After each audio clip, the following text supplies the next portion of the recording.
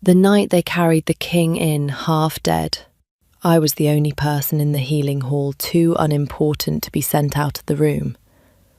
I want to begin there, because everyone tells this story wrong.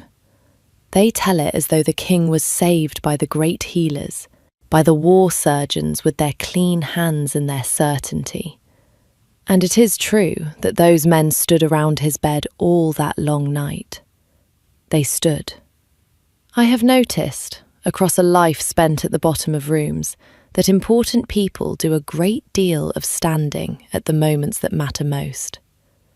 I was 24 years old, and I kept the night fires in the healing hall, which made me furniture, which meant that when the linen ran out and someone had to go down on her knees in the dark at the foot of the bed and actually close the wound that was killing him, it was me.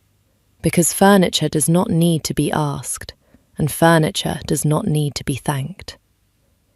He never saw my face. I have thought about that more often than is good for me. The lamps had guttered low, and the great surgeons had stepped back to argue over him, the way men argue when they are frightened, and he was far past seeing anything at all, fever-blind, his eyes open and fixed on nothing.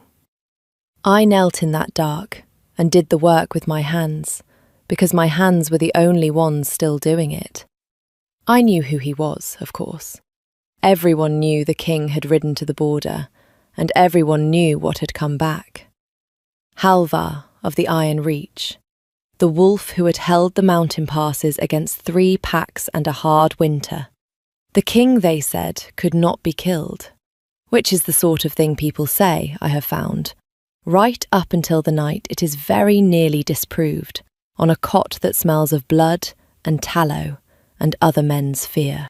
The deep cut ran along his side, under the ribs, and it had been packed badly in the field and left too long, and it was the kind of wound that does not kill you with a flourish.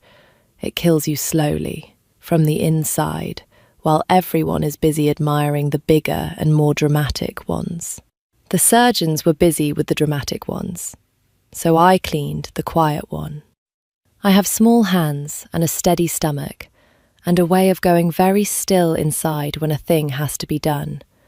And I cleaned it, and closed it, and sat with my thumb pressed to the place that wanted to keep bleeding until it remembered how to stop. His wolf was in the room. I should explain that, because it matters later more than anything else does. A gravely wounded alpha cannot always hold his shift, and Halvar could not hold his. He flickered, all that night, between the man and the great dark wolf, the way a candle gutters between flame and smoke. And in the worst hour, near dawn, when the man had gone somewhere I could not follow him, the wolf surfaced, enormous and shaking and barely conscious, and it turned its head and it looked at me. I want to be precise about this, because I have had 3 years to be imprecise about it, and I am tired of lying. The wolf looked at me. Not the way a beast looks at a stranger, the way you look at the one face in a crowd you have been searching for. It pushed its great head a half-inch toward my hands, toward the smell of me, I understood later. Yarrow and tallow and the bitter green of the salve I crushed myself, and it breathed me in, once, long and deliberate, like a man learning something by heart. And then the fever took it back under, and I went on with my work. And I told myself, a tired girl in a dark room imagines things. By morning he would live. By morning the great surgeons had remembered they had been there all along. I let them. That is the part no one understands, so let me say it plainly while it is only you and me. When the household asked who had closed the king's side, the senior healer, a decent enough man who had genuinely done good work on the worse wounds, said he supposed it had been a joint effort, and looked vaguely at the corner where the night fire girl stood, and could not produce my name because he did not know it. And I said nothing. I gathered the bloodied linen and I carried it down to be burned, and I said nothing. And I have never once regretted it, and I will tell you before the end exactly why. For now, know only this. I had saved the king's life, and I had decided, on purpose, with my eyes open, that he would never learn it was me. His wolf had other plans. The first time I saw Halvar on his feet was 3 months later, in the Great Hall, on the day he received the envoys from the free packs of the south. I was not meant to be there. I was carrying a basket of fresh rushes for the floor, which is precisely the sort of errand they give a person they need to be invisible. And I had nearly made it along the cold edge of the hall and out the servants' door when the whole room changed. You learn to feel a room from the bottom of it. I felt this one go wrong. The low talk stopped. The envoys froze mid-bow, and at the high end of the hall, the king, restored now, upright, terrible and well, wearing his recovery like armour, went still in the middle of a sentence, and his head came up, and he turned, slow, scenting the air like the wolf he carried inside him. He was looking for something. The whole court watched their king stop a council of war to look for something, and not one of them knew what, and neither, from the careful blankness of his face, did he. I did the sensible thing. I put my head down and aimed for the door. I did not make it. The doors at the far end of the hall opened not by any hand, they simply gave, the way a thing gives when something large and certain has decided it will pass, and the king's wolf came through them at a dead, silent run, scattering envoys like startled birds, and it crossed the entire length of that hall, past every lord and lady and warrior who outranked me by the whole height of the world, and it stopped in front of a girl with a basket of rushes, and it put its enormous grey head against my hands, and it would not move. The hall made a sound I have never heard a room make before or since, a sort of indrawn breath shared by 100 people who have all, at the same instant, understood that they are watching something that is not supposed to be possible. Because a wolf does not lie. Everyone in that hall knew it the way they knew their own names. The most feared animal in the Iron Reach had crossed a council of war to lay its head against the lowest person in the room. And there is only one thing that means, and the meaning of it went through that court like cold water. "Move," I whispered to the wolf, which was, I grant you, not my finest hour of strategy. "Please. You have the wrong girl. You have absolutely the wrong girl." The wolf leaned its whole weight against my hands and breathed me in, and did not have the wrong girl, and knew it, and was, I think, rather pleased with itself. And then Halvar reached us. He came down the length of his own hall with the particular speed of a man who has lost control of a situation in public and intends to get it back before anyone is sure he ever lost it. Up close, he was nothing like the broken thing I had knelt over in the dark. He was all hard certainty and winter and command, and his eyes went from his impossible wolf to my face, which he had never seen, which meant nothing to him at all, and I watched him fail completely to recognise me. "What is your name?" he said. Not a question. A man retrieving order. I have, on my good days, a quick tongue. This was not one of my good days. "Orla, Majesty." "And what are you to my wolf, Orla, that he should cross my hall for you?" And there it was. The chance to be saved. The chance to say it. It was me. It was my hands. I closed the wound under your ribs while the great men stood and argued. Your wolf knows me because I am the reason you are alive to ask. The whole court was holding its breath for it. And I want you to understand that I had thought about this exact moment for 3 months, lying on my pallet listening to the night fires. And I had decided what I would do. And so I looked the King of the Iron Reach in the eye, and I lied. "Nothing, Majesty," I said. "I am no one. I think your wolf has confused me with someone who matters."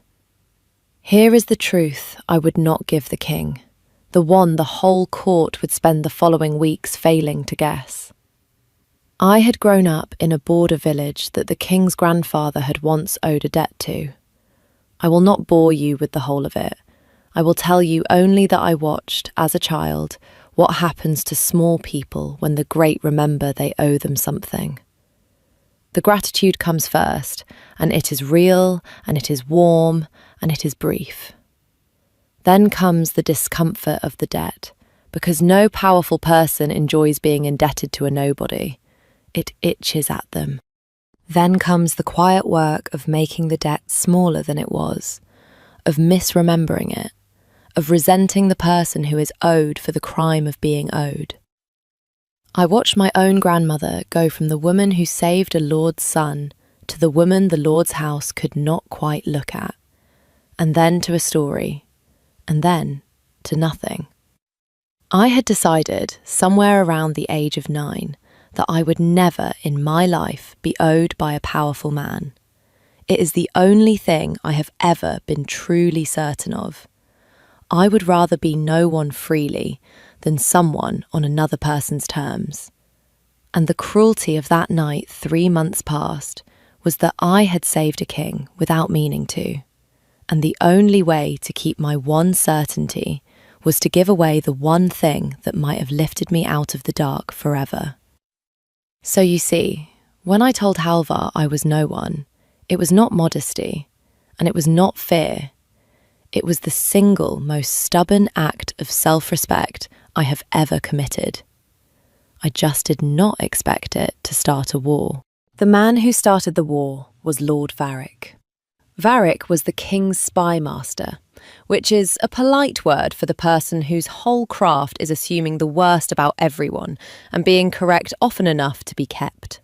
He had spent the 3 months of the king's recovery quietly arranging an alliance, a marriage, in fact, between Halvar and a daughter of the southern Pax, the very envoys who had been bowing in the hall, because Varric believed, not without cause, that a king who has nearly died needs heirs and walls and treaties, and not a mystery.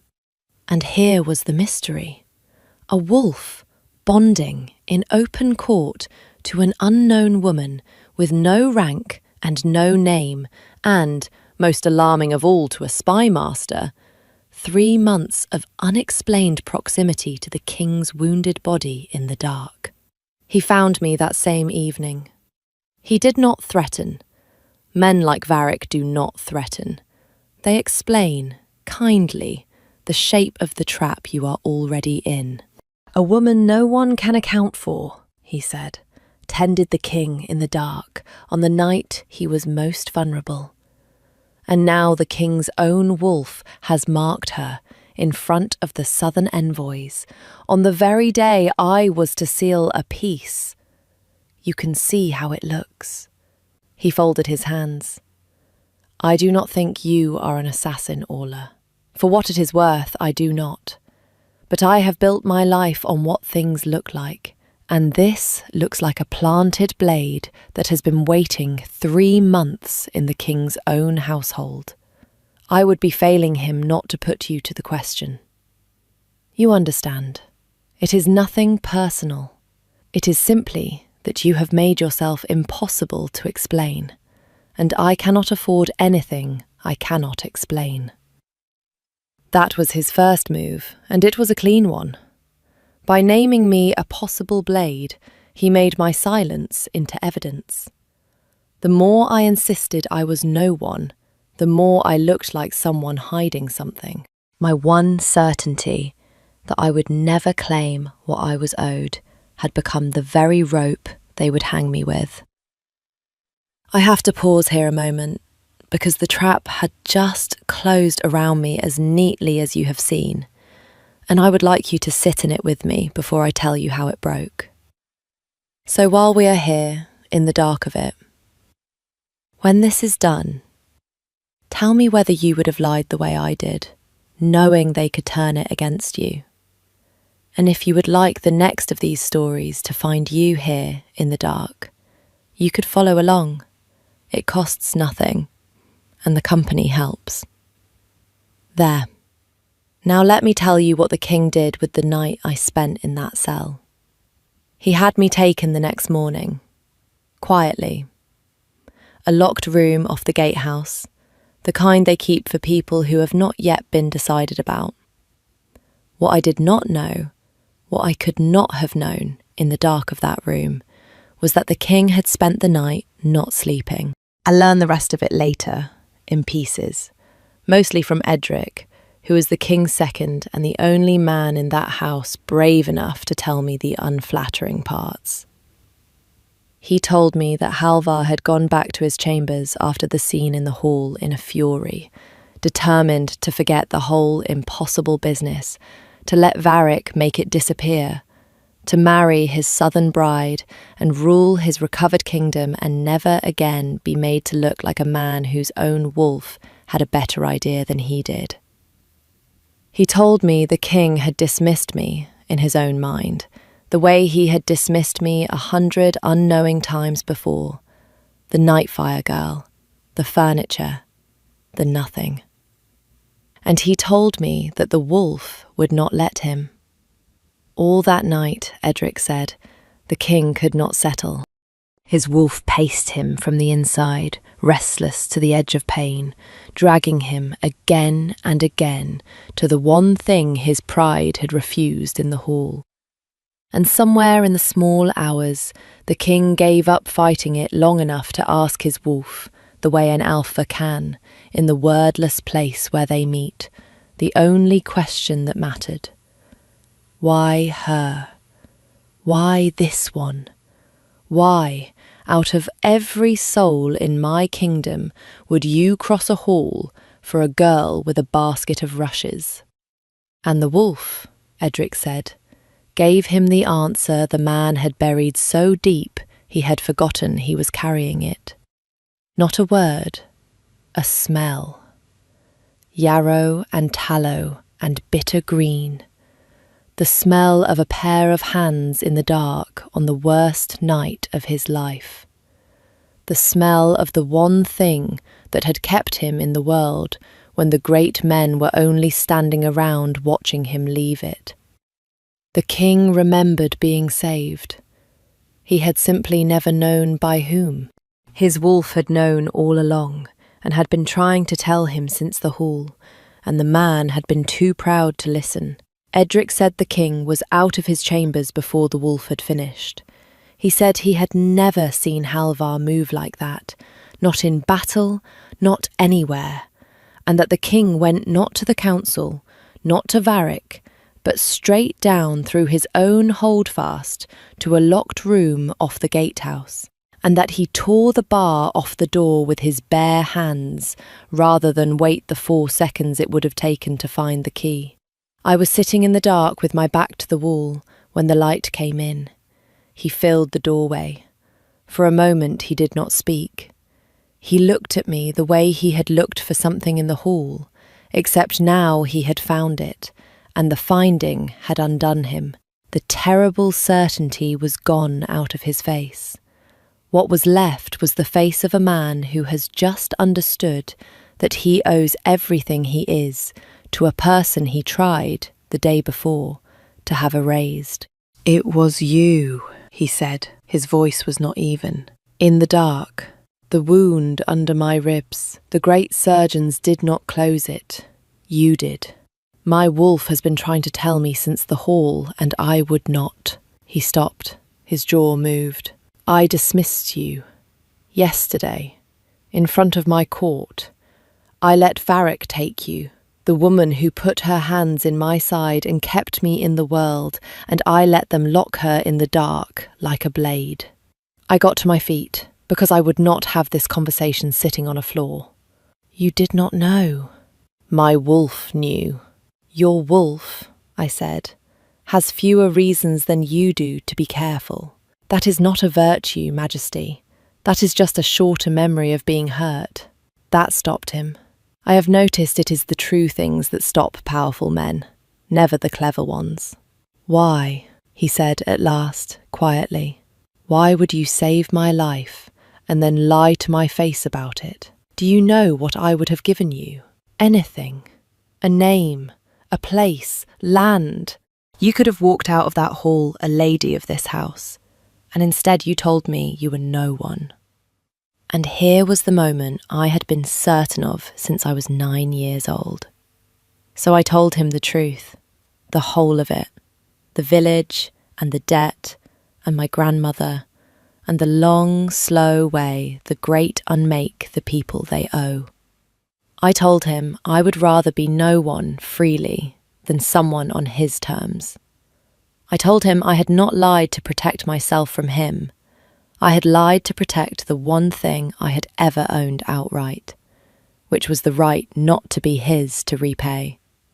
I do not want to be the woman the king owes, I said. I have watched what happens to her. She does not get a happy ending. She gets a pension and a long silence and a place no one will quite meet her eyes. He was quiet for a long time. Then I will owe you nothing, he said. I laughed. I could not help it. You cannot simply decide that. You owe me your life. It is not the sort of thing you can hand back. No. He took a step into the room and stopped, the way a man stops when he has learned that closing distance is not always the way to reach someone. But there is a difference between a debt and a choice. A debt is a thing I would discharge to be free of it. A choice is a thing I make again every morning because I want to. His eyes did not leave mine. I do not want to repay you, Orla. I want to know you. I have spent 3 months haunted by a smell and a memory I could not place. And now that I have a face to put to it, I find I am not grateful. Gratitude is too small. I am undone. There is a difference, and I am asking you to let me prove I know it. It was, I will admit, an alarmingly good answer, but the world was not finished with us, because the world never is. And Varric had not built his life on what things look like only to lose the game in a gatehouse cell. He came to the council the next day with the only weapon he had left, and he used it well. He could not now name me an assassin. The king had made the truth of the healing hall known, and a woman who saves the king is awkward to hang. So Varric did the cleverer thing. He stood before the full council and the southern envoys, and he made me a different kind of threat.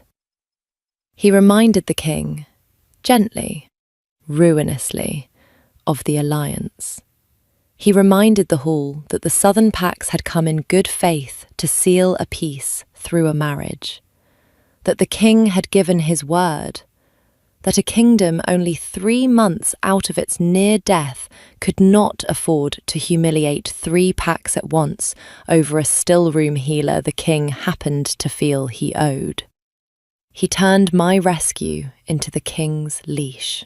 Honour the debt, Varric said, by all means. Pension her, ennoble her, thank her in front of everyone. But do not throw away a peace your people will bleed for on a sentiment. The king is not a man who can afford to choose with his heart. He never has been. That is the price of the crown. And it nearly worked. I watched it nearly work. I watched the council nod and the envoys wait, and I watched Halvar feel the full weight of the crown come down on him exactly where Varric had aimed it. A king cannot afford to choose with his heart. It is the oldest and the truest thing anyone had said in that hall, and it nearly took him. So Halvar did the thing that I am told the Iron Reach still talks about. He came down off the dais. In front of the southern envoys, in front of Varric, in front of the whole council that had just agreed he could not afford his own heart, the King of the Iron Reach came down to the floor of his hall where the rest of us stood. And he stood among us, level, uncrowned in every way that the crown is a height. And he spoke not as a king handing down a decree, but as a man making an accounting in public, which is the most expensive thing a powerful person can do. "You are right," he said to Varric, "that a king cannot afford to choose with his heart. My father told me the same. I have ruled by it for 9 years. I nearly died by it 3 months ago, surrounded by men too careful to put their hands in my side." He let that land. This woman was not too careful. She has never, in her life, been too careful about the right things. She closed the wound your surgeons would not touch, and then she refused every reward I could have given her, because she would not be owned even by gratitude. You have all spent a day calling that suspicious.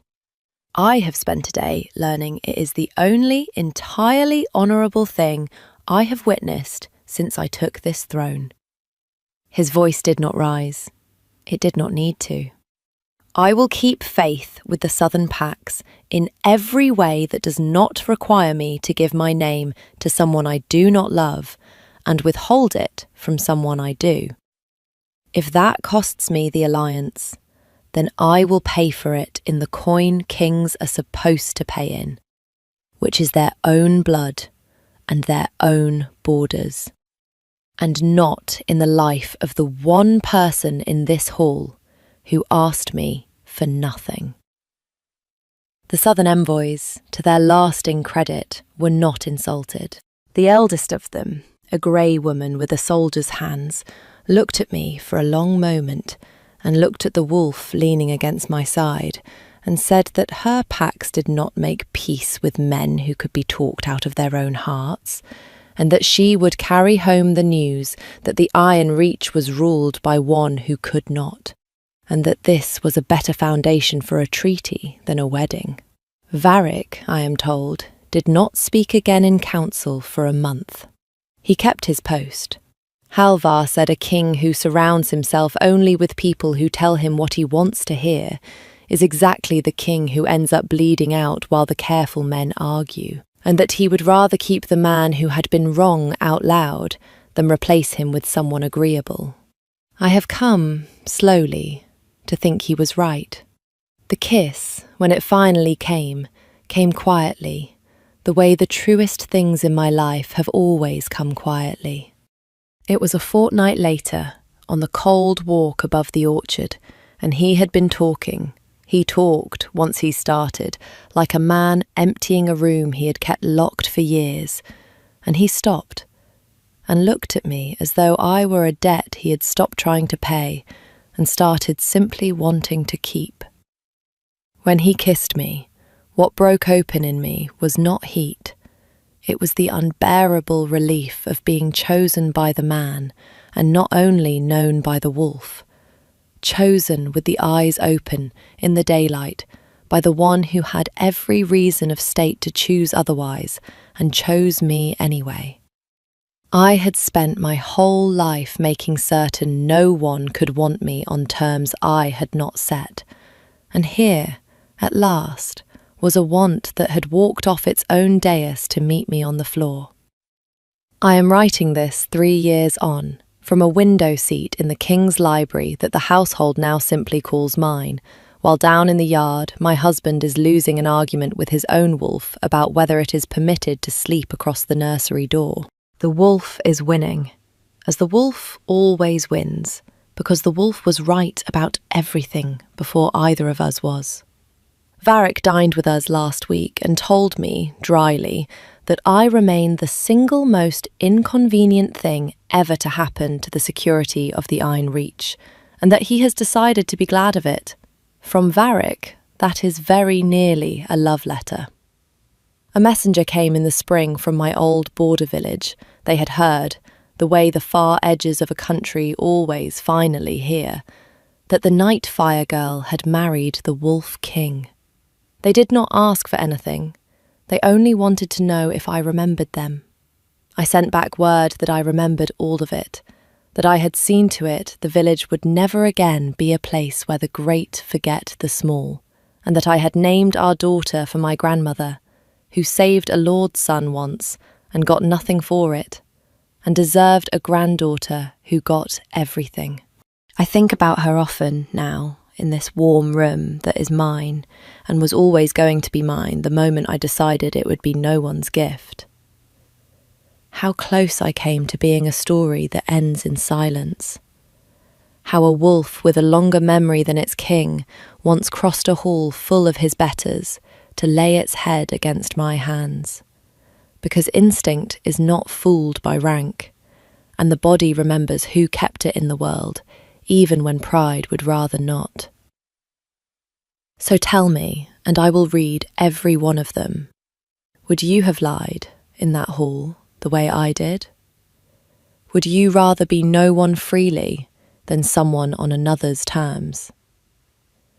And wherever you are tonight, whatever you have quietly done for someone who never learned it was you, I hope something with a long memory and no patience for your modesty is on its way across a crowded room to find you.